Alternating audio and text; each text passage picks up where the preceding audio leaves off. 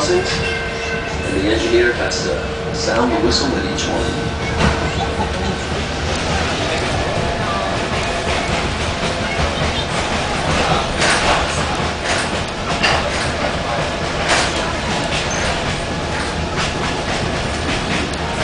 On the inland side, to the trees there, you can see some little gingerbread cottages.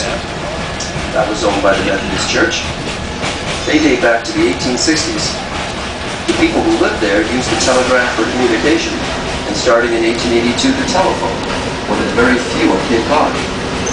Letters could be mailed and picked up by train and stamped Boston and Cape Cod Railroad Post Office. The folks had a wonderful time at this encampment without TVs, radios, cell phones, iPods, text messaging, and computers. However, they did have a railroad. In 1925, the New Haven Railroad sold the camp station to a man, and it was moved and used as a private residence.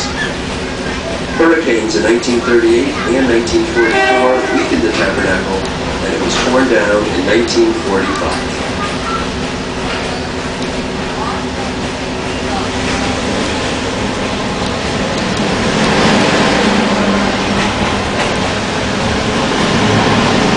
Passing under Route 6, better known as the Mid-Cape Highway.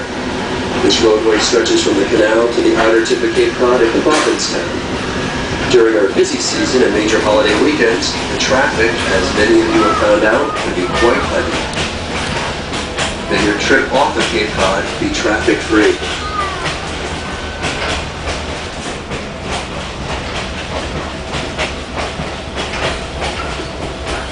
Another birthday coming up on Wednesday to Adolf.